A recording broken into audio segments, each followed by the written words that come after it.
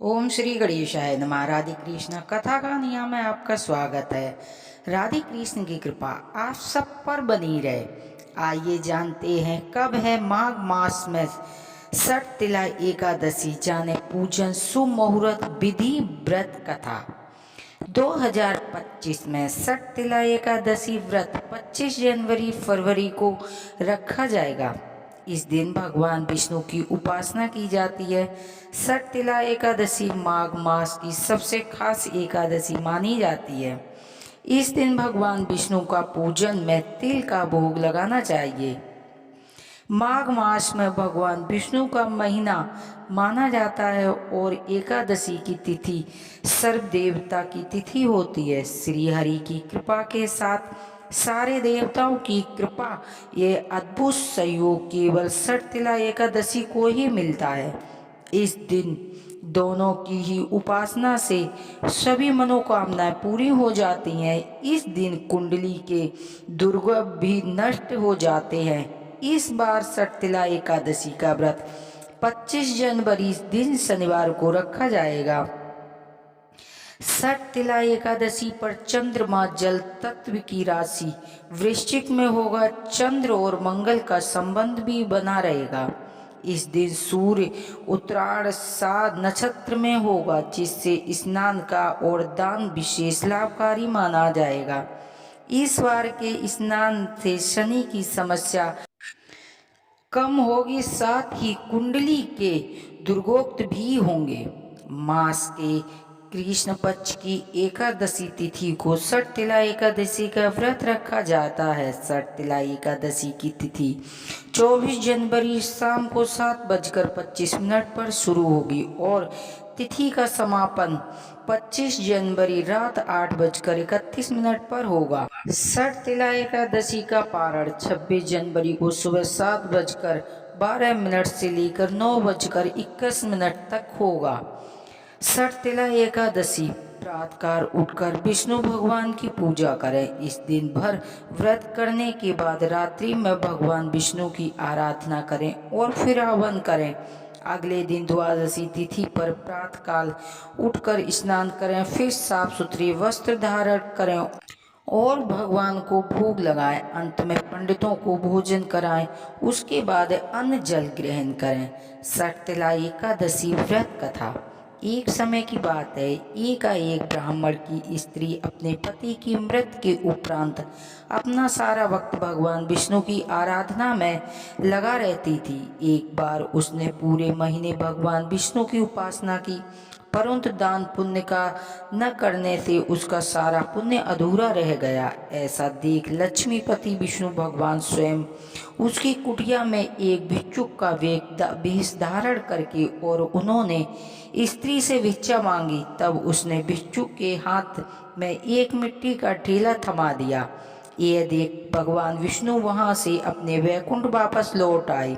कुछ समय के बाद वह स्त्री मृत को प्राप्त हो गई और वहां लोग पहुंची तो उसने अपनी कुटिया खाली देखकर घबराकर विष्णु भगवान के पास पहुंची और कहने लगी, हे प्रभु, मैंने पूरा जीवन आपकी पूजा उपासना की है, फिर भी मुझे खाली कुटिया क्यों मिली है? तब भगवान विष्णु ने उसे अन्न दान न करने और उसके हाथ पर एक मिट्टी का ढेला देने की बात बताई और कहा कि जब देव कन्या तुमसे मिलने आए तो तुम तभी अपना द्वार खोलना जब वह तुम्हें सठ तिला एकादशी की विधि बताएं।